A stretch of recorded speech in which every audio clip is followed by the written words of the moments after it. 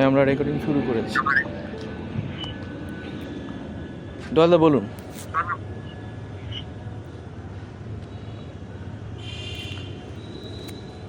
আচ্ছা, দলদার যতক্ষণ না বলছেন ততক্ষণ আমি শুরু করছি। আচ্ছা, হ্যাঁ, বলুন বলুন। হ্যাঁ, আমি আজকের ঘটনাটা বলছি।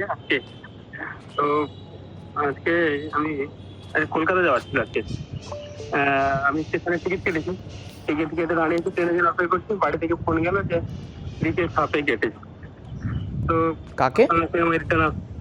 আমার স্ত্রী, ওয়াইফ। ও আচ্ছা আচ্ছা।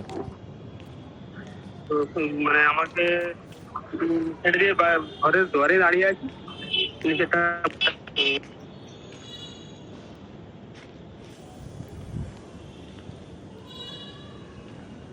হ্যাঁ, আপনি খবরটা পেলেন তারপরে বলুন, তারপরে শুনতে পেলাম না আমরা।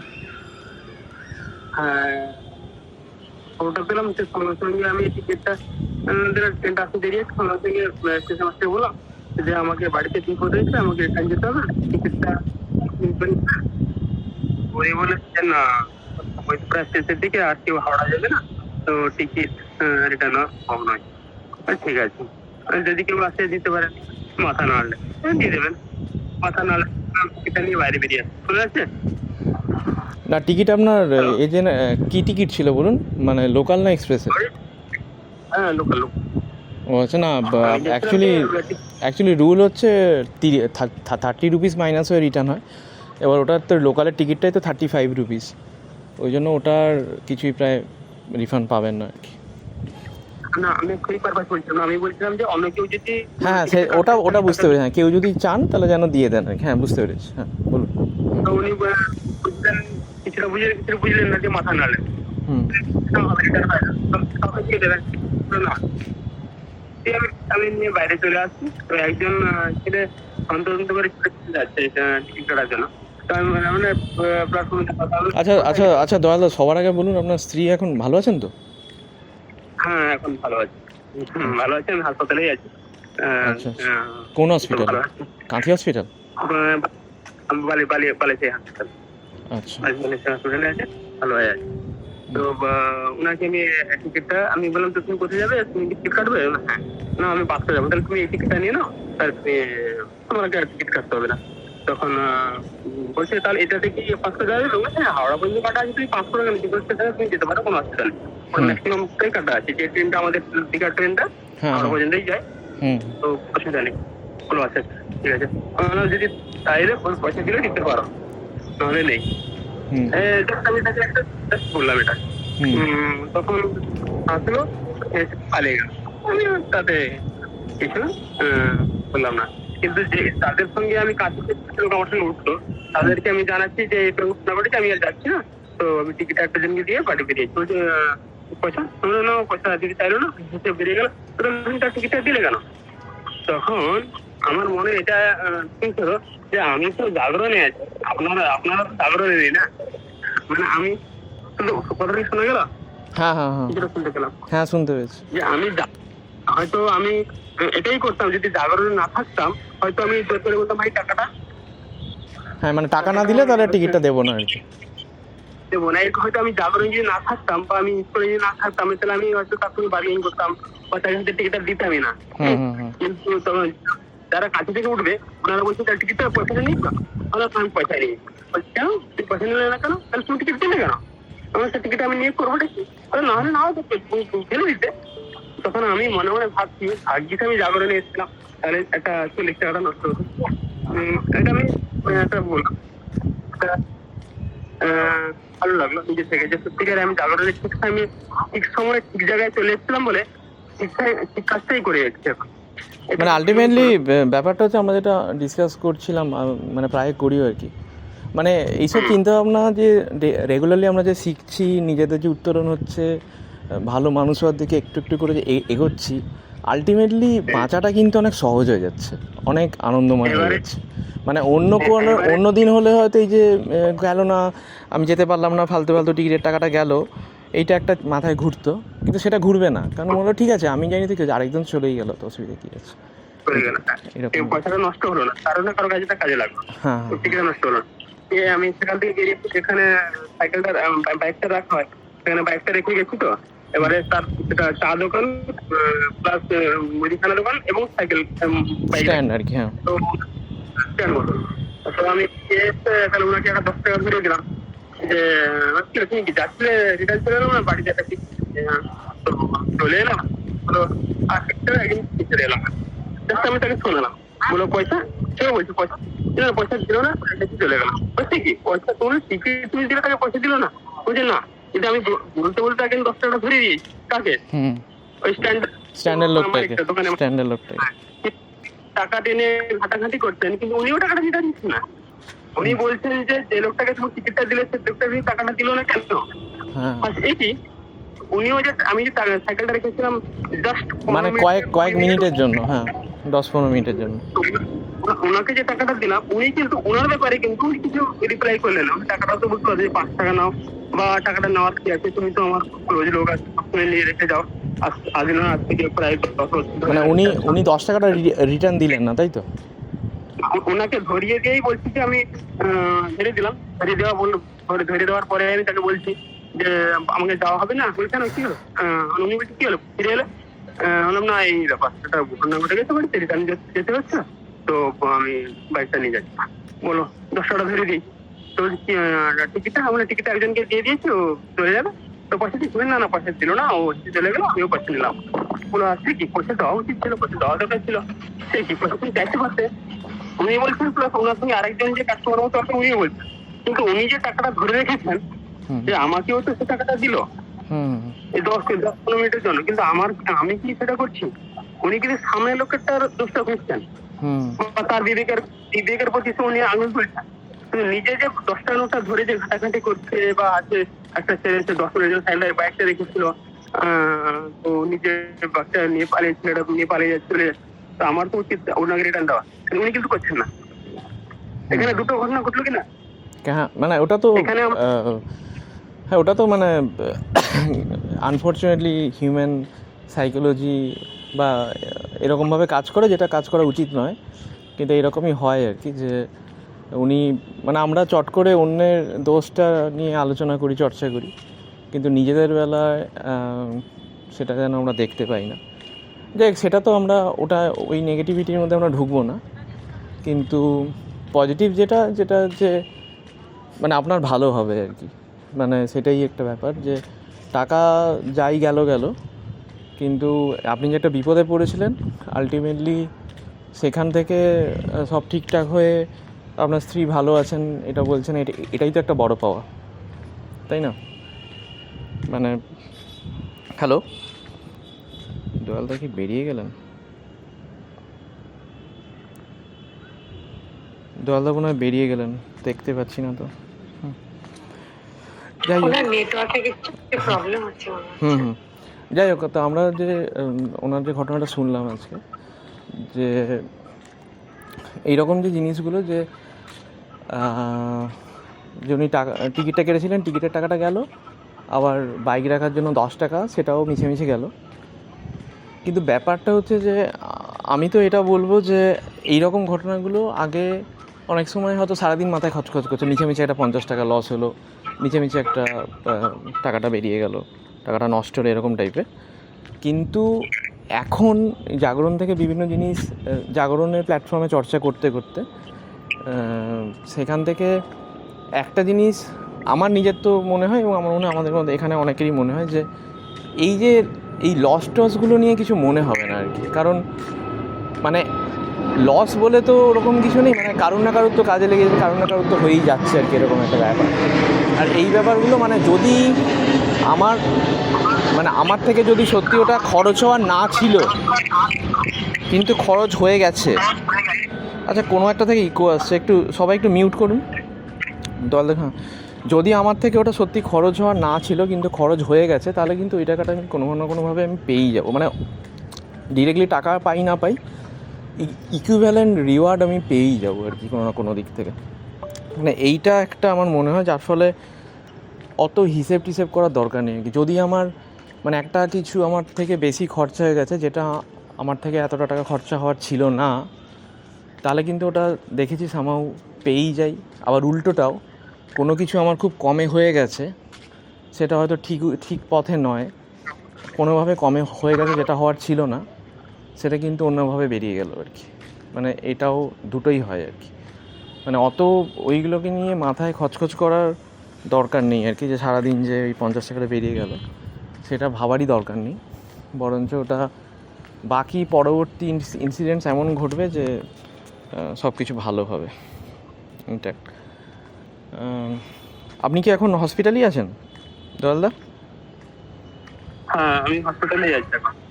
তো 24 ঘন্টা যদি রিপোর্ট নর্মাল আছে, তো ওনারা বলছেন যে তারপরে ওনারা বলছেন যে অবজারভেশনে 24 ঘন্টা রাখতেই হবে, তাহলে সেটা ঠিক ওরা কালকে সকাল পর্যন্ত আচ্ছা ঠিক আছে, ভালো আছেন, এটাই, এর থেকে ভালো তো আর কিছু হয় না। এই টাকা বাবার তো একটা দরকার নেই। এবার হ্যাঁ রিপোর্ট করলাম, তো রিপোর্টে বললো 590 টাকা পড়বে। তো আমি বললাম যে তাহলে কত কি বলছেন, না 590 টাকাই দিতে হবে না 500 টাকাই দিতে হবে। আমি বললাম আমি কিন্তু 400 টাকাই দিচ্ছি, এর আগেও এরকম এসেছিলাম, তো আমি 400 টাকাই দিচ্ছি। ঠিক আছে, তাহলে 190 টাকা আমাকে সঙ্গে সঙ্গে ডিসকাউন্ট হয়ে গেল। তাহলে সেখানে 50 টাকা গেলেও এখানে আমি কিন্তু 200 টাকা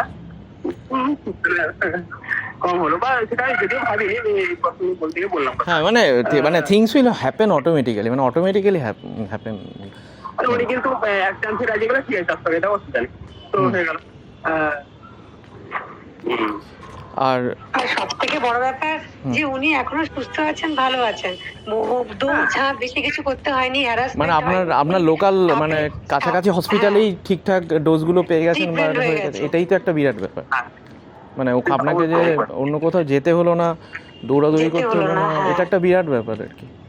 মানে কারণ এই যে ঘটনাটা স্নেক বাইট, এটা সাপের কামড়ে মানে নর্মালি অনেকেই সুস্থ হয়, কিন্তু এইটাতে অনেকের খুব খারাপ কিছু ঘটেও যায় আর কি।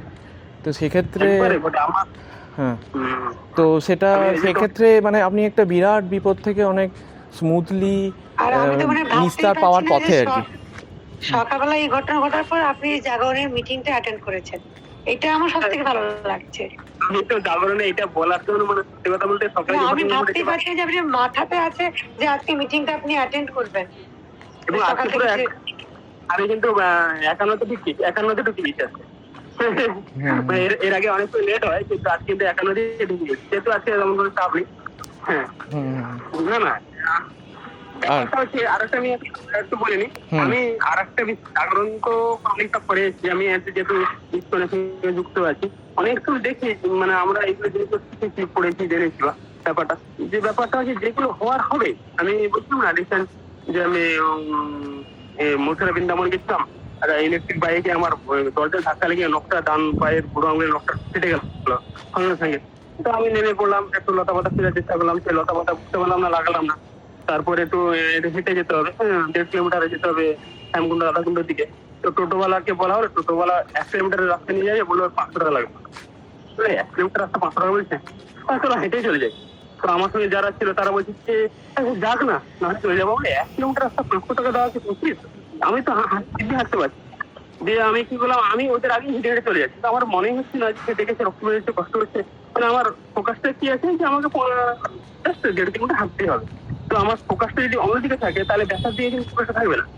তো মানে এটাই যে কি আছে, বেকার 500 টাকা দেবো, তাতে একটু হেঁটে গেলেই না হলে হয়ে যায়, টাকাটা নষ্ট অপচয়ই হবে। তো অ্যাকচুয়ালি ভাড়া কিন্তু সেখানে হওয়া উচিত মাত্র 100 টাকা, হ্যাঁ, কিন্তু 1.5 কিলোমিটার রাস্তা এরকম। তো মানে আমার মানে জীবনে চলার পথে অনেকগুলো ঘটনা ঘটে যাচ্ছে, কন্টিনিউ হয়ে গেছে। সত্যি কথা বলতে কি, আমার স্ত্রীকে গত জামাই ষষ্ঠীতে সাপে কামড়িয়েছিল, সেই ঘরেই সাপে কামড়ালে ওটা ইঁদুর চিকিৎসাটা হবে, মানে ও দেখতে পাই। তো আমি শ্বশুর বাড়িতে যাবো, বেরোবো, ঠিক এবারে ভোর 5:20 আপনার কিছু একটা কামড়ে দিল। সেই একবারে ঘটনা এই সব রিসেন্ট হয়েছে। তো আবার সে এসে অ্যাডমিশন করলাম, এগুলো সবকিছু ঠিক আছে। তো এরকম পরপর হয়ে আসছে। এখানেও সবাই শুনে বলছে সবসময় সঙ্গে কিছু একটা চলছে, বা তোর ওয়াইফের সঙ্গে কিছু একটা চলছে, বা কিছু একটা খারাপ সময় যাচ্ছে, কারো কাছে যা বুঝবি, যা কিছু করবি যা। তখন আমি ভাবছি ওনারা বলছে ঠিক হয়তো আমার মঙ্গল চাইছে, কিন্তু এইগুলো হয়তো হচ্ছে, হয়তো খারাপ সময় হচ্ছে, তো সেদিকে ফোকাস থাকি, আমি যদি ঠিকঠাক থাকি তো আমার কিছুই হবে না। গতবারে হলো, এক্স্যাক্টলি এবারে হলো, এক্স্যাক্টলি কিছুই হলো না। এইটাতেই বলছি। এইটা এই যে বাস্তু আছে, বাস্তু শাস্ত্র বা জ্যোতির্বিদ্যা, এই সমস্ত কিছু নিয়ে আর কি এখানেও যে আমাদের এটা নিয়ে আমাদের জাগরণের একটা স্টোরি আছে। তো একজন একজন ভদ্রলোক একটা বাড়ি কিনেছেন। তো বাড়িটা সব কেনাটার পর একজন বাস্তু বিশারদকে নিয়ে চেক করাতে যাচ্ছেন যে বাড়িটা মানে ঠিকঠাক আছে কিনা আর কি, উনি গিয়ে চেক করবেন। এবার উনি গাড়িতে করে নিয়ে আসছেন। ওই ভদ্রলোক এইরকম মানে সবসময় চেষ্টা করেন মানে কারোর কিছু যাতে অসুবিধা না হয়, কারোর যদি একটু মানে সবাইকে যাতে ঠিকঠাক হয়, সবাইকে কথা ভাবেন এরকম টাইপের আর কি। ওই গাড়িতে করে উনি যে নিয়ে আসছেন বাস্তু বিশারদকে গাড়িতে করে নিয়ে আসছেন। তো খুব মানে একদম নিয়ম মেনে গাড়ি চালাচ্ছেন। তারপরে পিছনে কেউ হর্ন দিলে তখন সাইড ছাড়ছেন। তারপরে নিজে অযথা হর্ন মারছেন না। তো এটা বাস্তু বিশারদ লক্ষ্য করছেন আর কি, যে খুব খুব মানে সবাইকার কথা ভেবে যেন ড্রাইভ করছেন আর কি, এরকম যে আমার ড্রাইভিংয়ের জন্য যেন কারোর অসুবিধা না হয়। তারপরে এরকম যেতে যেতে কাছাকাছি গাড়ি চলে এসেছেন, মানে বাড়ির কাছাকাছি চলে এসেছেন। তো একটা মেন রাস্তা থেকে একটা সরু রাস্তায় ঢুকেছেন আর কি। তো হঠাৎ করে একটা মানে ওখানে খুব আরও স্পিডটা স্লো করে দিয়েছেন, কারণ মানে লোকালিটি এরিয়া, অনেক সময় বাচ্চা রাস্তায় চলে আসে। তো বলতে বলতে একটা বাচ্চা দৌড়ে চলে গেল সামনে দিয়ে, গাড়িটার সামনে দিয়ে। তো সঙ্গে সঙ্গে উনি ব্রেকটি প্রেস করে দাঁড়িয়ে গেলেন। বাচ্চাটা কিন্তু দৌড়ে চলে গেছে, পেরিয়ে চলে গেছে, কিন্তু উনি দাঁড়িয়ে আছেন, ওয়েট করছেন। তখন ওই যিনি বাস্তু বিশারদ ছিলেন উনি বললেন যে এবার চলুন, দাঁড়িয়ে আছেন কেন? বলছেন দাঁড়ান। নর্মালি কোনো বাচ্চা যখন দৌড়ায়, মানে নর্মালি বাচ্চারা দৌড়ায়, পেছনে আরেকটা বাচ্চা ওকে দৌড় করায় আর কি, তারা করে, সেই মজাতেই ওরা দৌড়ায় আর কি, একজনের পেছনে আরেকজন। তো একটা বাচ্চা গেছে, পেছনে আরেকটা বাচ্চা হয়তো আসছে। সত্যি বলতে বলতে আরেকটা বাচ্চা বেরিয়ে গেল রাস্তা, মানে সামনের বাচ্চাটাকে পেছনের বাচ্চাটা ধাওয়া করেছিল।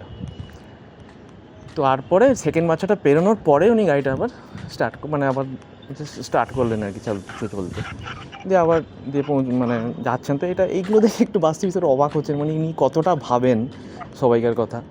তারপরে এই মেন বাড়িতে পৌঁছে দিয়ে আস্তে করে গাড়িটাকে রাখলেন। তারপরে বলছেন দাঁড়ান, এখানে বেশি আমরা শব্দ করবো না, হ্যাঁ। তখন বাস্তু বিশারদ বলছেন মানে কেন বলছেন শব্দ করবো না? বলছে দাঁড়ান, বলছি দাঁড়ান, আপনি ভেতরে ঢুকুন বলছি। আস্তে করে মেন গেটটা খুললেন, তারপরে আস্তে করে এসে দরজাটা খুলে আস্তে করে ভেতরে ঢুকলেন ঘরের। তারপরে ঢুকে এটা এই বিকেলের সময়টা এরকম একটা হবে আর কি। দিয়ে বললেন শুনুন, কেন আমি আওয়াজ করছিলাম যা জানেন, আমাদের এই যে বাড়িটার পেছনে একটা আম গাছ আছে। তো আগের বার যখন এসছিলাম এরকম গাড়ির হর্ন বাজিয়েছি, তো আম গাছে ওই পাড়ার ছেলেগুলো, বাচ্চা ছেলেগুলো, ওরা উঠে আম পাড়ে, ওখানে খেলে এবার আমাদের গাড়ির হর্ন শুনে সেদিনকে তাড়াহুড়ো করে বাচ্চাগুলো নামতে গিয়ে দুটো বাচ্চা গাছ থেকে পড়েই গিয়েছিলো। তো ওদের একটু লেগেছিল। তো ওই জন্য আমি আস্তে করেছিলাম যাতে ওরা বুঝতে না পারে আমরা ঢুকেছি, কারণ যদি বুঝতে পারে আমরা ঢুকেছি তখন এই পালা করে এরকম করে ওরা তাড়াহুড়ো করবে, কোথায় আবার পড়ে যাবে, চোট লাগবে। ওই জন্য আস্তে করে ঢুকেছি, ওরা তো পারুক না, যা করবে করুক। তো যাই হোক, এটাই হচ্ছে আমার ঘর। তো আপনি এবার একটু চলুন, আপনাকে দেখাই পুরোটা ঘুরিয়ে, আপনি একটু ব্যাপারটা একটু দেখে নিন। তখন ওই বাস্তু বিশারদ বললেন যে না, আমার দেখা হয়ে গেছে, চলুন আমাকে বাড়ি ছেড়ে দিয়ে আসবেন, চলুন। তখন ভদ্রলোক বলছেন আপনি দেখলেন কখন? এই তো এলেন। বলছে না আমি দেখে নিয়েছি, আমি যা দেখা দেখে নিয়েছি। আপনি যে মানসিকতার লোক, আপনার বাস্তুতে কোনো দোষ থাকলেও সেটা কাজ করবে না, এই দোষটা আপনার উপর কাজ করবে না। এইরকম মানে এরকম বলতে গেলে যে আপনি বললেন না, এর মধ্যে আমি দুটো জিনিস শিখলাম, যেটা হচ্ছে যে বাচ্চার পিছনে একটা বাচ্চা থাকে, এটা একটা আমি করে নিলাম। আর একটা জিনিস যেটা বললেন সত্যিকারে, মানে আমি যদি এটা ব্যাপারটা বলি যে এর আগে আমার ছেলের ধাক্কা লাগলো বাইকের সঙ্গে, যেভাবে ধাক্কা লাগলো, ছুটে আসছিল বাড়ার বাইকে, ডিস্টার্ব করছে, তো এমন ভাবে লাগলো বাচ্চাটা পড়ে গেলো, বাইকটা বেরিয়ে গেল, কিন্তু বাচ্চাটা পড়লো, লাগলো, মাথায় একটুখানি ছেড়ে গেল, সবাই দেখছে বাইকটা যেভাবে স্পিডে ছিল, পড়লো, লাগলো, কিন্তু কিচ্ছু হলো না। মানে সেইভাবে কিছুই হয়নি আর কি, মানে যতটা লাগার কথা ছিল ততটা কিছুই আঘাত লাগেনি। ছুটে এসছে, সাইডে লেগে গেছে, পড়ে গেছে, মাথায় হাসিটা একটু খুলে গেছে, সিটি স্ক্যান করলাম, ডাক্তার দেখালাম, কিন্তু কিছুই হয়নি, পুরো একবার ঠিক। যে সবাই বলছে বলা উচিত, নিজের কথা বলা হয়ে যাবে, বলছে দয়াল একটু আধ্যাত্মিক লাইনে আছে তো ওই জন্য ওর কষ্ট করে কিছু হয় না। মানে সবাই বলে এই কথাটা যে মানে একটু না না, এটা একদম এটা আমাদের আমরা সবাই যেন সেই লেভেলে নিজেদেরকে নিয়ে যেতে পারি আর কি, যে আমরা কন্টিনিউয়াস যদি আমাদের ওই থিঙ্কিং সার্ভিসেস আউটওয়ার্ডলি সবাইকার ভালো কথা ভাবা, filling the oneness, enjoying other success and happiness, এবং সবাই মিলে যাতে আমরা ভালো থাকতে পারি, আমরা কি কারোর কোনো অসুবিধা কমাতে পারি, আমরা কি কারোর কোনো কাজে আসতে পারি, এইরকম মানসিকতা নিয়ে আমরা সবাই থাকতে পারি, তাহলে কিন্তু এই আমাদের চারিদিকে যেন একটা প্রোটেক্টিং লেয়ার থাকবে আর কি, যেন চারিদিক এরকম নয় যে আমরা কোনো অসুবিধা বিপদে পড়বো না, কিন্তু ঠিক আমরা ওখান থেকে বেরিয়ে যাবো আর কি। এইটা ম্যাজিক হতে থাকে। হ্যাঁ ম্যাজিকের মতোই হবে। আর ওই আর সব কিছুতে পজিটিভিটিটা খুঁজে নেওয়া আর কি, যে মানে এগুলো আমাদের অনেক সময় মন দুর্বল হয়ে যায়, যে পরপর কিছু বিপদ ঘটে তখন মনে হয় যে এটা কিছু একটা শনির দশা চলছে বা কিছু একটা খারাপ সময় চলছে, পুজো কর, এ কর, অমুক কর, তমুক কর, বাস্তু দেখা, ঘরটার বোধহয় এরকম বাস্তুটা ঠিক নেই, বা বিভিন্ন রকম এই কর, কোনো ভালো জ্যোতির্বিদকে দেখা বা এটসেট্রা পুজো করা, হ্যান ত্যান অনেক কিছু বলেন, কিন্তু এগুলো কিন্তু সবই আমাদের মনের দুর্বলতা। আমরা যদি জাস্ট যদি ওই মানে হিউম্যান কনসাসনেস, যেটা মানব চেতনার দিকটা যদি আমরা ভাবি আর কি, just utilising this human life, যেটা আমরা এতক্ষণ বললাম আর কি, ওই sense of service, sense of contribution, sense of সেবা আউটওয়ার্ডলি বাকির জন্য, এইটা করলেই কিন্তু বাকি সব কিছুই যেন আমরা মানে সব ঠিকঠাক হয়ে যাবে আর কি। আর সমস্ত কিছুতেই পজিটিভ থাকতে হবে। সেটা নিয়েও আমাদের জাগরণের যে বিভিন্ন স্টোরিগুলোর মধ্যে আছে, যে একজন সাধু বাবা ঠিক বলবো না, ওই সন্ন্যাসী টাইপের আর কি, মানে কোনো একটা মঠের মানে স্পিরিচুয়াল স্পিকারও উনি, তো উনি বিভিন্ন জায়গায় স্পিচ দেন। তো ওনার ওই রকম ছিল যে ওনার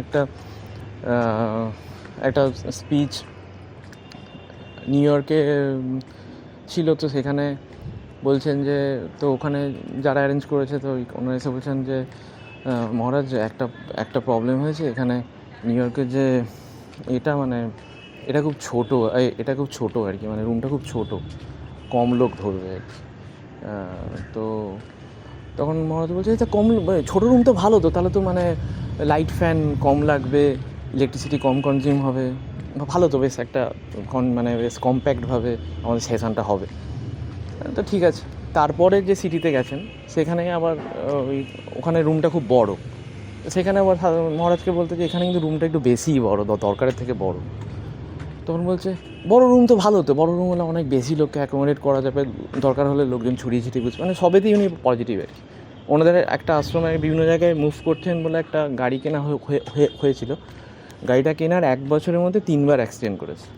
তো তখন ওই যারা ওনার জুনিয়ররা, ওনারা এসে বলছেন, মহারাজ এই গাড়িটা খুব অপয়া, এই গাড়িটাকে না বিক্রি করে দিতে হবে। তখন মহারাজ বলছে, কেন? তখন বলছে, এই দেখুন 1 বছরও কেনা হয়নি, এর মধ্যে 3বার অ্যাক্সিডেন্ট হলো। তখন বলছি, না এটাকে একদম বিক্রি করবো না। মহারাজ বলছেন যে না এটাকে বিক্রি করবো না, এটা অপয়া নয়, এটা বরঞ্চ খুব পয়া। ভেবে দেখো 3বার অ্যাক্সিডেন্ট হলো, কিন্তু কোনোবারই আমাদের কারোর কিছু সেভাবে আঘাত লাগেনি, মানে গাড়িটা অ্যাক্সিডেন্ট করেছে কিন্তু সেভাবে আমাদের কারোর কিছু আঘাত লাগেনি, এটাকে রাখো, এটা পয়া গাড়ি। এটা উনি সব কিছুতেই পজিটিভিটি খুঁজে পান, এইটা একটা বিরাট ব্যাপার আর কি। একজন ভক্ত এই ওনাদের আশ্রমে গরু দিয়ে গেছেন, তো বলছেন যে একজন এসে খবর দিয়েছে, মহারাজ একজন ভক্ত এসে গরু দিয়ে গেছে। বলছে, তাহলে তো খুব ভালো খবর, গরুর তাহলে দুধ পাওয়া যাবে, ঘি তৈরি করা যাবে, তারপর গরুর গোবরও আমাদের রান্নাবান্নার জ্বালানি হিসেবে কাজে লাগবে, হ্যাঁ তেন এইসব বলে, বা গোবর সার করা যাবে। তো গরুর যে থাকার যে সুবিধাগুলো উনি বললেন যে খুব ভালো খবর। তো কদিন পর ওই ভক্ত গরুটাকে ফেরত নিয়ে যেতে এসছে, বলছে উনি ওটা রিটার্ন নিতে এসেছেন গরুটা। বলছে, হ্যাঁ ঠিক আছে কোনো অসুবিধা নেই, খুব ভালো কথা, রিটার্ন নিয়ে যাক। আর এমনিতে গরু থাকলে অনেক কিছু ঝামেলাও থাকে, এটা পরিষ্কার করো কিছু বলে, তো ঠিক আছে রিটার্ন নিয়ে যাক, কোনো অসুবিধা নেই। মানে উনি সবেতেই পজিটিভ।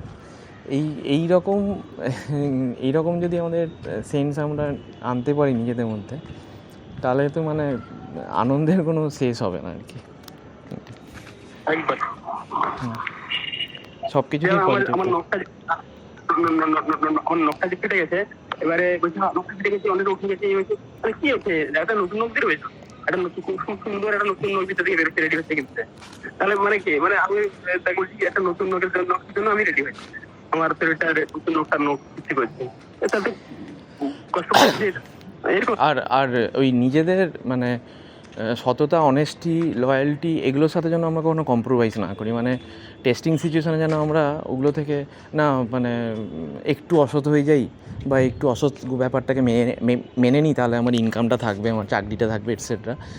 এইগুলো যেন আমরা না করি আর কি। এগুলোই টেস্টিং সিচুয়েশান আর কি। যেটা আমি তো এটা বলতে গিয়ে তো আমি অঞ্জনের এক্সাম্পলটা বলি আর কি সবাইকে, যে ওই চাকরিটা একটা পেয়েছিল, তো ওটা বলেছিল যে মানে যেখানে পেয়েছিল ওটা একটা সার্টিফিকেট দরকার ছিল কম্পিউটারে বেসিক কোর্সে, ওটা ওর ছিল না। ওটাও মার্কেটে 500 টাকা দিলেই সার্টিফিকেটটা পাওয়া যায়। তো ওটা জিজ্ঞেস করেছিল যে আমাদেরকে যে কী করা উচিত আমার। তো তখন আমরা বলেছিলাম যে তুই ওটা কাজ কর, গিয়ে বল যে সার্টিফিকেট এখন নেই, কিন্তু 6 মাসের মধ্যে আমি দিয়ে দেবো, 6 মাসে আমি চাকরি করতে করতে ওটা করে নেবো, আমি দিয়ে দেবো। ওটা যদি অ্যালাউ করেন তাহলে আমি জয়েন করতে পারবো। তো ওনারা অ্যালাউ করেননি, তো ওর চাকরিটা হয়ওনি। কিন্তু ওই যে সততাটাও দেখিয়েছিল, মানে ও কিন্তু 2-2.5 মাসের মধ্যে একটা খুব আরও ভালো অনেক একটা কাজ পেয়ে গিয়েছিলো, একটা চাকরি পেয়ে গেছিলো। আর এইখানে দয়ালদার সাথে আমার নিজে আগে কথা হয়েছে। দয়ালদা এসির সার্ভিসিং করতেন একটা কোম্পানিতে। তো সেইখানে কোম্পানি থেকে মানে একটা ফিক্সড ইনকামের একটা ব্যাপার আছে, কাজও কন্টিনিউয়াসলি আসবে এরকম আর কি। কিন্তু সেখানে দয়ালদা দেখেছিলেন যে অনেক কিছু অসৎভাবে হয় আর কি। মানে হয়তো একটা সার্ভিসিংয়ে গেছেন, কোনো একটা প্রবলেম আছে কারোর বাড়িতে, একটা পার্টস হয়তো খারাপ হয়নি, কিন্তু মিছিমিছি দয়ালদা বা আরও যারা এরকম সার্ভিসম্যান আছেন তাদেরকে ওপর থেকে বলা হচ্ছে, বস বলছেন যে না তোরা একটা মিছিমিছি একটা লিখে দে যে এটাও খারাপ ওটাও খারাপ। মানে হয়তো 500 টাকা হলে হয়তো একটা জিনিস পাল্টালে জিনিসটা ঠিক হয়ে যেত, মিছিমিছি ওটা আরও কয়েকটা জিনিস মিছিমিছি খারাপ বলে 1,500-2,000 টাকা বিল করছে। তো এইটা দেখে দয়ালদা ওই কাজটা ছেড়ে দিয়েছিলেন আর কি। ওই কাজটা ছেড়ে দিয়ে নিজে ওই কোম্পানির কাজ ছেড়ে দিয়ে নিজে তারপর পার্সোনালি এসির এখন যাদের দরকার হয় সার্ভিসিং করেন, এসি রিলেটেড কাজকর্ম করেন, আরও কিছু নিজের মতো করে কাজ করেন। কিন্তু ওই মনের জোরটা ছিল জয়ালদার, যে চাকরিটা কিন্তু ছেড়ে দিয়েছিলেন। কারণ এখানে দেখেছেন এখানে তো অসৎভাবে ব্যাপারটা হচ্ছে, এটা তো আমি আর সাথে একদমই যাচ্ছে না ব্যাপারটা। এইটা কিন্তু অনেক বড় ব্যাপার। মানে এই দৃঢ়তা, এই প্রতিজ্ঞাবদ্ধতা, এটা কিন্তু আমাদের অনেকের মধ্যেই হয়তো টেস্টিং সিচুয়েশানে, রিয়েল লাইফ সিচুয়েশানে হয়তো আমরা দেখাতে পারি না আর কি। সেই সময়টা হয়তো একটু কম্প্রোমাইজ করে নিই, কিন্তু সেইটা যদি আমরা না করি, যে সেই সব সিচুয়েশানে আমরা যদি সৎ থাকি, হয়তো সাময়িকভাবে হয়তো একটু মনে হবে যে বাবা এটার জন্য আমার লস হয়ে গেল, কিন্তু আলটিমেটলি লং রানে কিন্তু অবশ্যই ভালো হবে, মানে ভালো হতেই হবে আর কি। তো দয়ালদা তো ওই কাজটা ছাড়ার পরে নিজের মতো করে এখন সুন্দর নিজের মতো করে কাজ করেন সৎভাবে। তাদের যেখানে সার্ভিস যেটা অ্যাকচুয়াল খারাপ হয়েছে সেটাকেই মানে দেখিয়ে বিভিন্ন মানুষের মানে এসি হোক বা বাকি যে কাজগুলো করেন সেগুলো করছেন। তো ভালোভাবেই তো আছেন দয়ালদা, তাই না দয়ালদা? মানে আপনার ওই কোম্পানির কাজ ছাড়ার পর কিছু কি অসুবিধা হচ্ছে? একবার অসুবিধা হচ্ছে না, আমি মানে আনন্দ করে কাজ করছিলাম। মানে আচ্ছা, এটা আমরা সবাই শুনতে পেলাম তো, শুনতে পেলি আমি এটা আমি একটু দয়ালদার কাছে আগে জেনেছিলাম। এটা আগে শুনেছিলাম। এটা কিন্তু বিরাট ব্যাপার আর কি, যে কোম্পানির কাজটা কিন্তু ছেড়ে দিয়েছিলেন দয়ালদা, কারণ ওখানে এত অসৎ ব্যাপার দেখেছিলেন। তো সেটা উনি ছেড়ে দিয়েছিলেন। এটা যেন আমরাও নিজেদের ক্ষেত্রেও ওই টেস্টিং সিচুয়েশানগুলোতে আমরা দেখাতে পারি আর কি। লং রানে অবশ্যই ভালো হবে। আর কন্টিনিউয়াসলি আমরা যদি এরকম ভালো মানে মনের পরিচয় দিতে থাকি, আমরা যদি কন্টিনিউয়াসলি এইরকম সেন্স নিয়ে আমরা থাকতে থাকি, তাহলে কিন্তু অদ্ভুতভাবে যেন মানে ফিলিংটা ব্ল্যাঙ্কস যেমন হয় না, মানে কেউ যেন ওই শূন্যস্থানগুলো পূরণ করে দেবে আর কি। মানে আমি একটা এক্সাম্পল বলছি, মানে একদম রিয়েল আর কি। কদিন আগে আমাদের একজন মেম্বার আছে সুপান্ত দাস। ও একটা মেডিকেল ক্লিনিকে একটা কাজ করে, একটা প্রাইভেট স্কুলে পড়ায়, টিউশন করে। এবার ও নিজের মতো করে লড়াই করে দিয়ে যা ইনকাম করে সেটা নিয়ে ও দিয়ে চালায়, ওর ওর ওর সংসার চালায় ও। এবার এতটুকুও কিছু এক্সট্রা খরচা করে না। ওর একটা হেডফোন ছিল, ওয়্যারলেস ব্লুটুথ হেডফোনগুলো, ওর প্রচণ্ডভাবেই কাজে লাগতো, কারণ ওকে ওই কাজের জন্য এদিক ওদিক ট্রাভেল করতে হতো। তো ওর ওর ওই জন্য সাইকেল নিয়ে প্রচুর ট্রাভেল করতে হতো, সাইকেল নিয়ে কিছুটা বাইকে। তো তখন ওই ব্লুটুথ হেডফোনটা থাকলে দরকারের সময় ফোনগুলো ধরা এ করা তো খুব দরকার। তো ওর ওই একটা দিক অনেক দিন খারাপ হয়ে গেছে, তো গ্র্যাজুয়ালি আরেকটা দিকও খারাপের পথে। মানে ও এবার আমি বলছে যে অভিষেকটা এটাতে আবার চলছে না, আমাকে বোধহয় এটা কিনতে হবে। তো এটা তো আবার কিনতে গেলে তো একটা মোটামুটি 900 টাকা 1000 টাকার কাছাকাছি ভালো ব্লুটুথ হেডফোন। তো এই স্টোরিটা খুব ইন্টারেস্টিং কিন্তু। তো আমি তখন বললাম ঠিক আছে, তুই আমার কাছে একটা ওয়্যার্ড এক্সট্রা আছে, ওয়্যার্ড হেডফোন, তুই ওটা নিয়ে তাহলে তুই কিছুদিন চালা। আর আমিও দেখছিলাম যে আমি ওর যদি খুব দরকার আমি না হয় কিনে দেবো একটা। তো ওয়্যারটাকে দিলাম। তো ও এরকম কদিন চালাচ্ছিল, কদিন মানে খুব বেশি দিনও নয়, 1 সপ্তাহ মতো হবে বোধহয়। তারপর আমাকে ফোন করেছে, অভিষেক দা একটা কাণ্ড করেছে। মানে কী হয়েছে না, আমাকে একজন একটা গিফট করেছেন জোর করে, সে একদম গিফট করবেই। এবার গিফট প্যাকটা খুলে দেখছি যে একটা ব্লুটুথ হেডফোন দিয়েছেন। তাই বললাম জানি বাস ব্যাপক, তো ওটাই দরকার ছিল। বলছে হ্যাঁ, কে যেন ওকে বলে দিয়েছে। এটা কে দিয়েছেন না, ও অ্যাকচুয়ালি ওই মানে আমাদের ও কাঁথিতে করে, তো এবার কাঁথিতে ডাক্তার দেখানো, মানে গ্রামের যে পেশেন্টরা আর কি, রোগীর বাড়ির লোক এখানে ডাক্তার দেখানোর জন্য নাম লেখায়। তো সেই নাম যারা লিখিয়ে দেয়, মানে ফোন নাম্বারগুলো থাকে যে এই নাম্বারে ফোন করে নাম লিখিয়ে দেবো। এবার যারা নাম লিখিয়ে দেয় তারা একটা টাকা নেয়, মানে হয়তো ডক্টর নেবেন 500 টাকা, তো ও একটা 50 টাকা এক্সট্রা নেবে, ও 550 টাকা নেবে, দিয়ে নিজের 50 টাকা রেখে 500 টাকা ওইখানে ডক্টরের ওইখানে দিয়ে দেয় আর কি, চেম্বারে।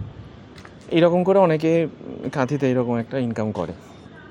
এবার ও ওই টাকাটা নেয় না, ও এরকম বিভিন্ন জায়গায়, ও তো ওই বিভিন্ন গ্রামে গিয়ে ও মানে নেটওয়ার্ক তৈরি করে আর কি, যে বিভিন্ন যে দেখায় যে মানে ও কিছুটা প্রচার টাইপেরও করে যে কাঁথিতে আমাদের ক্লিনিকে এই ডক্টর বসেন, আপনারা চাইলে আসতে পারেন। তো এরকমভাবে ওর নাম্বারটা অনেক গ্রামেই অনেক জায়গায় দেওয়া আছে, তো অনেকেই ফোন করে করে। তো ওর ক্লিনিকেও আরও কয়েকজন আছে যারা টুকটাক টাকা নেয়, এরকম নাম লিখিয়ে দেওয়ার জন্য টুকটাক টাকা নেয়, ও কিন্তু কোনোদিন নেয় না আর কি।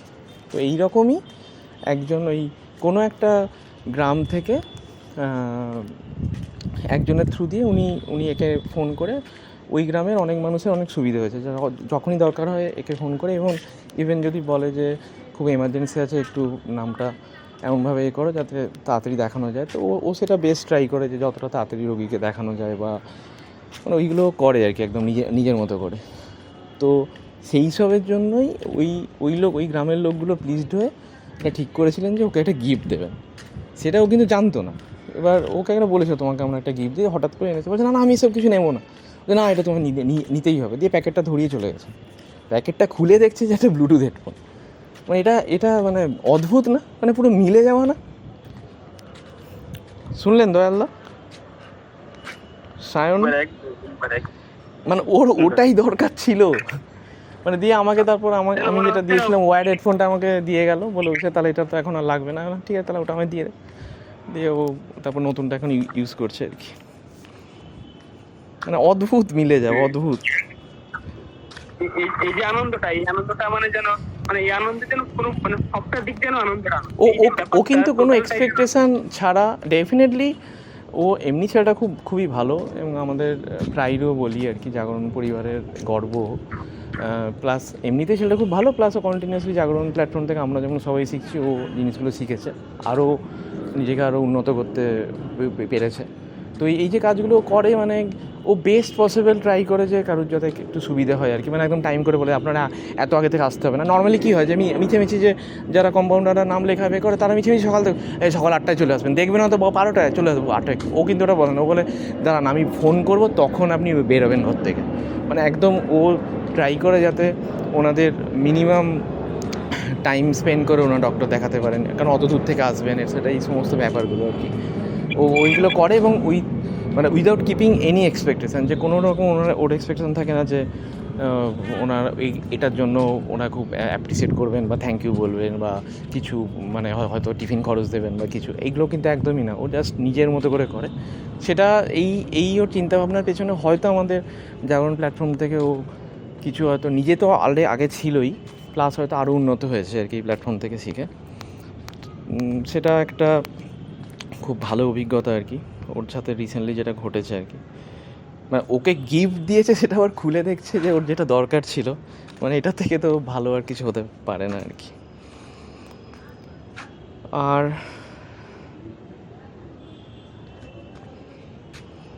আর কেউ কিছু বলবে?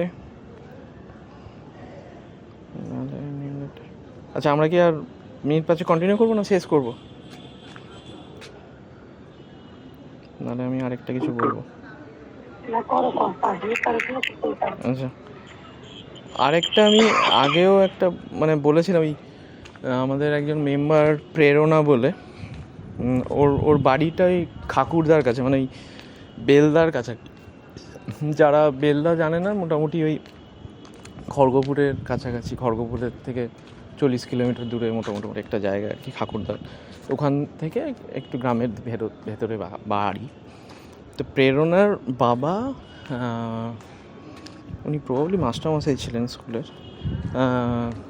উনি সবসময় এরকম সবাইকার যাতে মানে অসুবিধা কার কমানো যেতে পারে, কার কাজে লাগা যেতে পারে, এইরকম টাইপের চিন্তাভাবনা নিয়ে উনি থাকেন আর কি। তো করোনার সময় এরকম প্রচুর মানুষকে যারা মানে বাইরে থেকে এসেছে তাদের কোয়ারেন্টিন, তারা কোথায় থাকবে, হয়তো নিজেদের ঘরের একটা ব্যবস্থা ছিল আলাদা করে ঘর সেখানে থাকতে দেওয়া, বা যাদের ডাক্তার দেখাতে এলে কোথায় থাকবে, তো ওনার ঘরে অনেকে থাকতো। আর এমনিতে উনি যখন পড়াতেন তখন ওই গ্রামের অনেক দূরে বাড়ি, তারা ছাত্ররা এসে কোথায় থাকবে, তো ওনার বাড়িতে হয়তো থাকতে দিয়েছেন। তো এরকম অনেক করেছেন। তো এবার শেল্টার দিয়েছেন অনেককে। এবার কোনো রকম অত হিসেব না করে যে কি টাকা দেবে না দেবে, একদম এমনিই রেখেছেন এরকম আর কি।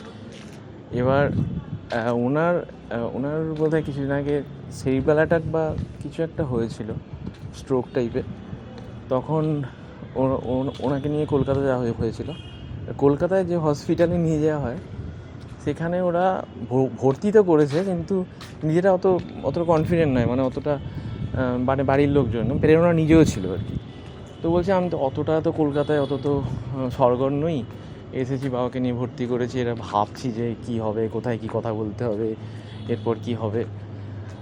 তো সেখানে হঠাৎ করে একজন এসে তারপর প্রেরণার কাছে এসে বলছে যে আচ্ছা আমি অমুক, ওনার নামটা বলছে, মানে আমি স্যারের ছাত্র ছিলাম, তো আমি তো এখন এখানেই করি, তো স্যারে কী হয়েছে আমি নামটা দেখে আমি চিনতে পারলাম, তারপর দেখলাম তো আমি এখানে আছি, আপনারা কিছু চিন্তা করবেন না।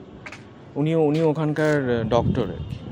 তো উনি সব কিছু মানে কোথা থেকে চলে এলেন আর কি।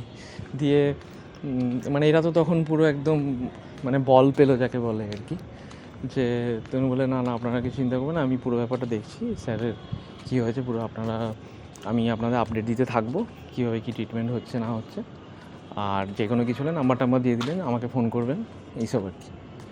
তখন প্রেরণা বলছে যে আমরা তো মানে এরকম একজনকেই বোধহয় আমরা খুঁজছিলাম আর কি, যেরকম যদি কেউ একজন থাকতেন আর কি। তো সেটা যেন অটোমেটিক্যালি কেউ একজন চলে এলেন আর কি, যে মানে ওনারা কিছু, প্রেরণারা চুপচাপভাবেই বসেছিল আর কি। তো ওখানে ওই ভদ্রলোক নিজেই কোনোভাবে হয়তো নামটা, হয়তো ওনার আন্ডারে হয়তো ভর্তি হননি, কিন্তু সামহাও হয়তো পেশেন্ট কোনো নিউ এন্ট্রি কিছু একটা হয়তো দেখে উনি নামটা দেখে হয়তো চিনতে পেরেছিলেন। তারপরে নিজেই থেকেই এসে তারপর যোগাযোগ করেছেন আর কি, যে এইরকম ব্যাপার। তো ওরা তারপরে উনি সুস্থ হয়ে তারপর বাড়ি ফিরে গেছেন, সব ঠিক আছে, কিন্তু খুব স্মুথলি ব্যাপারটা হয়েছে আর কি। তো ওরা যে কলকাতা কিছু চেনে না বা এই ব্যাপারগুলো নিয়ে সরগরম নয়, তাতে কিছু অসুবিধা হয়নি, কারণ উনি সর্বতভাবে প্রচণ্ডভাবেই উনি একদম নিজের মতো করে হেল্প করেছিলেন। এটা খুব স্মুথলি হয়েছিল। তো এটাও একটা সারপ্রাইজিংলি ছিল প্রেরণাদের কাছে, যে হঠাৎ করে কেউ একজন যেন চলে এসেছিলেন। তো এরকম ঘটনা ঘটতেই থাকে। আরেকটা ওই আমি আরেকটা নিজের বলেছিলাম যে আমার কাঁথির বাড়ির ছাদে সোলার প্যানেল লাগিয়েছিলাম, মানে লাগিয়েছি আর কি 2023 এপ্রিলে বোধহয়। তো এইটা নিয়ে একটা কথা, এখন তো আমাদের সেন্ট্রাল গভর্নমেন্টের আন্ডারে সাবসিডাইজড প্ল্যান বেরিয়েছে। আমি দেখছিলাম ওয়েস্ট বেঙ্গলে এখনও সেভাবে চালু হয়নি, কিন্তু অন্যান্য রাজ্যে এখন চালু হয়েছে এবং ওয়েস্ট বেঙ্গলে খুব তাড়াতাড়ি হয়তো চালু হবে। আমি করেছি, কিন্তু আমি যেটা করেছিলাম 2023 তখনও সেন্ট্রাল গভর্নমেন্টের এই সাবসিডাইজ প্ল্যানটা ছিল না, নিজের মতো করেই লাগিয়েছিলাম আর কি। এবার সোলার নিয়ে লাগাতে গেলেই লোকের এত রকম প্রশ্ন, এটা লাগালে কত খরচা হবে, কবে ওই টাকাটা উঠে আসবে, এটা লাগালে কত লাভ হবে কি না, এ হবে কি না, তমুক হবে কি না, টাকাটা উঠবে। কিন্তু আমরা যদি একটু ভাবি যে আমরা যখন একটা ঘর বাড়ি করি, মানে একটা বাড়ি হোক, একটা বাড়ির কোনো একটা অংশ রিপেয়ার করা হোক বা কোনো কনস্ট্রাকশন হয়, কত খরচা তো তখন হয়ে যায়, মানে একটা কনস্ট্রাকশানের। তখন তো হিসেব আমরা রাখি না যে মানে কী রিটার্ন দেবে বা কিছু। কিন্তু যত আমাদের প্রশ্ন হচ্ছে সোলার লাগাতে গেলে, এইটা আমার খুব অদ্ভুত লেগেছিলো আর কি। মানে মানুষের যত প্রশ্ন হচ্ছে সোলার লাগাতে গেলে যে এই টাকাটা আমার কবে উঠবে। কিন্তু হয়তো বাড়ি করছে তার ওই এখন যে টিনের যে চালা করে আর কি ছাদে, তো সেখানে হয়তো 2 লাখ 3 লাখ টাকা খরচা করছে। কিন্তু সোলারের জন্য যদি একটা 50,000 খরচা করতে হয়, তখন খুব ভাবনা এই 50,000 টাকা কবে উঠবে। কিন্তু 2 লাখ 3 লাখ হয়তো খরচা করছে। তারপরে আমাদের তো এই আমফানের সময় অনেক কাঁথিতে অনেক বাড়িতে টিনের চালার উড়ে গিয়েছিলো আর কি, তখন তো সেগুলোকে রিপেয়ার করতে আরও কত খরচা, এটসেট্রা আরও বিভিন্ন রকম চলে। আমাদের বাড়িও তো রিপেয়ার করতে হয়। কিন্তু যত আমাদের ক্যালকুলেশন হচ্ছে সোলার লাগাতে গেলে। তো যাই হোক, থ্যাঙ্কফুলি আমি এত ক্যালকুলেশন না করে, মানে ক্যালকুলেশনটা ওইভাবে আমি করিনি যে কবে টাকাটা উঠবে। তো আমার ছিল যে জাস্ট লাগানো হবে, এবং এটার জন্য ডেফিনেটলি আমার কিছু তো কনজামশান কম হবে, সেটাই তাহলে পরিবেশের ভালো হওয়া। যেমন যদি মোটামুটি রাফলি আমি দেখছিলাম যে আমার যা লাগিয়েছি তাহলে ঠিকঠাক যদি হয় তো মাসে 500 টাকা মতো আমার বিল কম আসবে আর কি। তো সেরকমই মোটামুটি হয়। এবার তো ওই রকমভাবে অতটা ক্যালকুলেট করিনি যে কবে টাকাটা উঠবে না উঠবে, মানে টাকাটা উঠবে। পরে আমি দেখছিলাম যে লাগানোর পরে যখন বিলগুলো আসছে, সত্যি একটু করে কম আসছে, এবং সেটা দেখেছিলাম যে আমার টাকাটা মোটামুটি 5 বছর এইরকম সময় হয়তো উঠে যেতে পারে আর কি। এবার আমার এখানে পয়েন্ট হচ্ছে এটাই যে কোনো কিছু আমরা যদি সবাইকার ভালোর কথা ভেবে যদি আমরা কাজটা করি আর কি, তাহলে অত প্রফিট সেন্ট্রিক ক্যালকুলেশন অত করতে হবে না। Just let's do it. মানে সব কিছু ঠিকঠাক হয়ে যাবে আর কি, কিছু ঠিকঠাক হয়েই যাবে আর কি কোনোভাবে। অত ক্যালকুলেশান করতে হবে না যে মানিটারি প্রফিট এক্স্যাক্টলি কতটা হবে না হবে, কতটা লস হবে। এগুলো না করে আমরা যদি আলটিমেটলি ওইটা সবাইকার ভালো হবে, পরিবেশের ভালো হবে, এইরকম ব্যাপারটা চিন্তাভাবনা করে যদি আমরা করি, তাহলে সামহাউ ওই যেটা করলাম আমরা তার ওর কিন্তু রিটার্ন দেবে আর কি।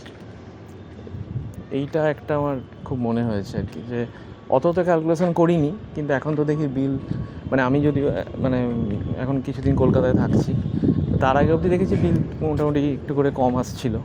তো তাতে আমার টাকা 5 বছরের মধ্যে উঠে যাওয়া উচিত, আর ওগুলো 25 বছরের ওয়ারেন্টি।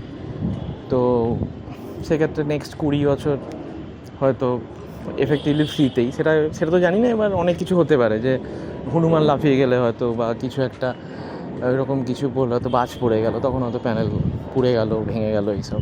সেগুলো যদি হয় তাহলে তো আর 25 বছরের কোনো প্রশ্ন নেই, তাহলে তো হয়েই গেল। কিন্তু 5 বছর যদি চলে তাহলে টাকাটা হয়তো উঠে যাবে আর কি। তো এই ক্যালকুলেশানগুলো কিন্তু আগে আমি খুব একটা করিনি, আমি জাস্ট লাগিয়েছিলাম। পরে আমি ক্যালকুলেশন করে দেখছি মনে হচ্ছে 5 বছরে উঠে যেতে পারে আর কি, যদি মানে আমরা সবাই ইউজ করি আর কি। এইটা একটা মনে হয়েছে আর কি, যে যখন আমরা সবাইকার ভালোর জন্য ভেবে কিছু করব, অত প্রফিট সেন্ট্রিক হওয়া দরকার, মানে জাস্ট কাজটা করলেই বাকি ব্যাপারটা বোধহয় আমাদের মাদার নেচার বলি বা প্রকৃতি মাতা বলি, অলমাইটি বলি, উনি বোধহয় সব কিছু ম্যাচ করেই দেবেন আর কি। এটা সুনন্দা কিছু অ্যাড করতে চাইলে কর, বা আমরা কেউ যদি কিছু অ্যাড করতে চাই। অলরেডি 9:43, এবার শেষ করব। হ্যালো, আমার কথা শোনা যাচ্ছে? হ্যাঁ শুনেছি, মাঝখানে কিছুটা টাওয়ার ডিস্টার্ব করছিল, বোঝা গেছে মন্ত্রী যা বলতে চেয়েছে। হুম। মানে এটা তো মানে এটা আমার একটা হাস্যকরই লাগে, মানে যত আমাদের ক্যালকুলেট, মানে যত হিসেব হচ্ছে সোলার লাগাতে গেলে কত প্রশ্ন। আমি আমার বাড়িতে লাগানোর পরে আমি অনেক বন্ধুবান্ধবকে বলেছি, অনেক পরিচিতদের বলেছি যে তোমরাও লাগাতে পারো এই কথা। সবাইকার কত প্রশ্ন, মানে কবে টাকা উঠবে, কত করে দেয়, কটায় চালাতে পারবো, এই করতে পারবো। আমি নিজের মতো করে মোটামুটি যতটা বোঝানোর চেষ্টা করেছি। আলটিমেটলি আর কেউ লাগাননি, মানে আমার পাশাপাশি মানে আমার যাদেরকে বলেছিলাম কাঁথিতে, কেউই এখনও পর্যন্ত লাগাননি। সবাইকারই কথাই 50,000 টাকা খরচা, এত টাকা খরচা করে, অথচ ওই টিনের চালা করতে 4 লাখ টাকা খরচা করলো আমার এক পরিচিত। আমি বলছি, তুমি 4 লাখ টাকা যেটা খরচা করলে, আর তুমি তাহলে 50,000 টাকা দিয়ে এটা করতে তুমি এত হিসাব করছো, এইটা আর কি। হ্যাঁ, কি বলছেন দয়ালদা? না আমি আমাদের একজন আছেন যে উনি খুব সেরু পজিটিভ, দাবরের নয়, তো অন্য একটা জায়গায়। তো উনি কি করেছেন, ওনার প্রায় 200 না 250 স্কোয়ার ফুটের ছাদ। উনি কি করেছেন, কলকাতায় থাকেন, উনি উপরে টাইলস বসিয়েছেন, দিয়ে জলটাকে বাড়ির সাইডে একটা বোরিং করে পাইপ লাইন দিয়ে মাটিতে করে ঢুকিয়ে দিচ্ছে, জলটাকে গোবর হয়ে পাঠিয়ে দিচ্ছে।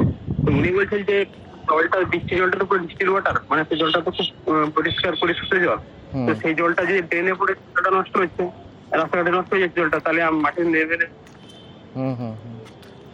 ওই তো রেন ওয়াটার হারভেস্টিং যেটাকে বলে, বৃষ্টির জলটা যদি আমরা ধরতে পারি। আমার বাড়ির ছাদে একটা ছোটো একটা করতে পেরেছি, কিছুটা জল পাই আর কি সেটা থেকে। যাই হোক, জলটা যায়,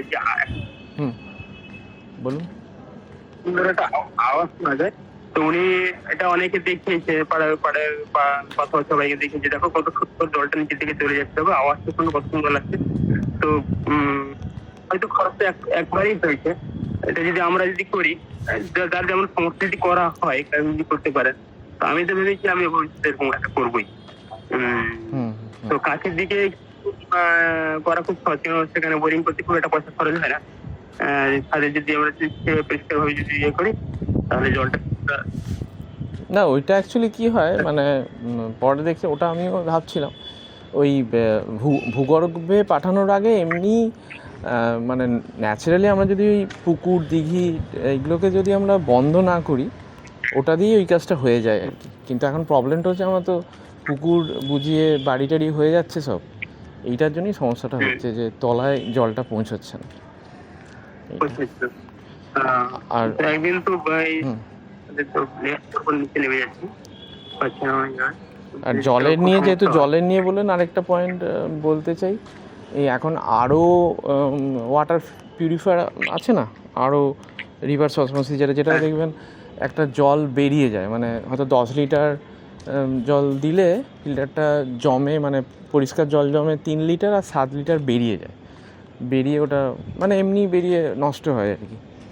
ওইটাকে কিন্তু ধরা যায়, মানে ওই জলটা খাওয়া যায় না, কিন্তু ওই জলটাতে বাথরুম পারপাসে কাজে লাগা যায়, মানে কাপড় কাচা, বাসন মাজা বা স্নান করা। আমি আরও মেশিন লাগিয়েছিলাম 2010-এ। তো যারা লাগাতে আসে তারা ওই ওয়াটার ওয়েস্টটা নিয়ে কিছু বলে না, বলছে ও সামান্য একটু বেরোবে। তারপরে আমি তো একটু পড়াশোনা করলাম, তারপর দেখলাম না, সামান্য মোটেই বেরোয় না, ম্যাক্সিমামটা বেরোয়। 10 লিটার দিলে 3 লিটার মাত্র স্টোর হয়, মানে খাওয়ার জল হিসেবে, বাকি 7 লিটারই বেরিয়ে যায়। তো সেটাকে কিন্তু ধরা যায়। তো আমি তো 2010 থেকেই ওটাকে ধরি, তারপরে ওই জলে স্নানও করি, আমাদের কাপড় কাচাও হয়। ইনফ্যাক্ট ওই জলটা নর্মাল জলের থেকে একটু পিউরিফাইড, কারণ ওটা আয়রন ফিল্টার দিয়ে অলরেডি যায়। কিন্তু এইটা কিন্তু অনেকের বাড়িতেই দেখেছি ওটাকে কালেক্ট করা হয় না, ওই জলটাকে, মানে প্রচুর একটা ওয়াটার ওয়েস্টেজ হয়, প্রচুর জল নষ্ট হয়। মানে এটা আমি মানে বলতে চাই যে আমাদের যাদের বাড়িতেই আরও অ্যাকোয়াগার্ড বা ওয়াটার পিউরিফায়ার, তো তাহলে ওই যে জলটা বেরিয়ে যাচ্ছে, ওটা যেন আমরা কালেক্ট করার ব্যবস্থা করি। এবং ওটা যদি আমরা করতে চাই, তাহলে কিন্তু উপায় পেয়ে যাব আর কি। মানে আমি আমার কলকাতা ফ্ল্যাটে করেছি, ওখানে ভাবছিলাম যে কী করে করব, কারণ ওটা আছে কিচেনে, আর যদি আমি ওখানে কিচেনে সবসময় যদি একটা বালতি বা গামলা বসিয়ে রাখি সেখানে তো অসুবিধা না মুভমেন্টে কাজ করতে, মানে রান্নাঘরে কাজকর্ম করতে। আর ওই গামলা বা বালতিকে বারবার নিয়ে আসতে হবে বাথরুমে। তো তারপর আমি একটা দেখলাম যে আমার বাথরুম আর কিচেনটা পাশাপাশি আর কি ফ্ল্যাটে। তো বাইরে দিয়ে গেলাম, বাইরে দিয়ে কি করা যাবে? তো দেখলাম যে বাইরে দিয়ে কিচেনের জানলা দিয়ে গিয়ে, এটা 4 তলায় আর কি, কিচেনের জানলা দিয়ে বেরিয়ে পাইপটা বাথরুমের এটা দিয়ে গিয়ে সুন্দর ঢুকে যাচ্ছে আর কি। দিয়ে তারপরে আমি মেশিনটা চালিয়ে দেখলাম সুন্দর চলে আসছে তো জলটা। দিয়ে তারপর আমি একদম সেট করে দিয়েছি পাইপ। এটা আমি ওই দাদাকে বললাম যে আমাদের লাগিয়েছিল আর কি, বললাম যে একটু লম্বা পাইপ দিতে পারবে যেটা একদম ওখান থেকে এত দূর, তাহলে আমাকে ওটাকে বারবার গামলাটাকে সরাতে হবে না। তো বলে হ্যাঁ হবে দাদা হবে। ও এসে একটা লম্বা পাইপ দিয়ে গেল, ওইটা দিয়ে একদম মানে আমার একদম পাইপটা একদম কিচেন থেকে জলটা নিয়ে এসে বাথরুমে একদম গামলায় ফেলে, মানে আমার গামলাকে মুভ করতে হয় না আর কি। তো ওটা আমার একটা মনে হচ্ছিলো যদি আমরা সত্যিই কিছু ভালো করতে চাই না, মানে ঠিক প্রথমে হয়তো মনে হবে এটা কী করে হবে, এখান থেকে এখানে জল কী করে আসবে, তাহলে কি দেওয়াল ফুটো করতে হবে, কিন্তু ঠিক কিছু না কিছু আইডিয়া ঠিক চলেই আসবে আর কি, মাথায় কিছু না কিছু একটা ওয়ে আউট ঠিক চলেই আসবে আর কি। আমাকে দেওয়ালও ফুটো করতে হয়নি, একদম অনেক স্মুথভাবে। প্লাস আমি একটা ডাউটে ছিলাম যে কারণ জলটা প্রথমে ইনিশিয়াল স্টেজটাতে মানে পাইপটা একটু উঁচু হয়ে আবার নামছে আর কি, উঁচু হতে গেলে তাহলে কি ঢুকে যাবে, কিন্তু ও এতটাই ফোর্স দিচ্ছে উঁচু হয়ে নামাটাও যেমন সাইফন ক্রিয়াতে হয়, তো সেরকম ওটা সুন্দর চলে আসছে কি বলে। এখন আমাদের অ্যাকোয়াগার্ডের সুইচটা দিলে ওদিকে যেমন খাওয়ার জল জমে তো এমনি বাথরুমের গামলাটাও ভর্তি হয়ে যায়, সেটাতে কাপড় কাচা, ঘর মোছা বা আমি স্নানও করি ওই জলে আর কি। যাই হোক, এইটা একটা হচ্ছে। এনিওয়ে আমাদের টাইমটা আমরা পেরিয়ে এসেছি অনেকটা, তো আমরা তাহলে শেষ করছি নাকি? ঠিক আছে সুনন্দা, বাকিরা তুন। আচ্ছা সৌম্যদীপ শুনতে পাচ্ছিস? সৌম্যদীপ শুনতে পাচ্ছিস?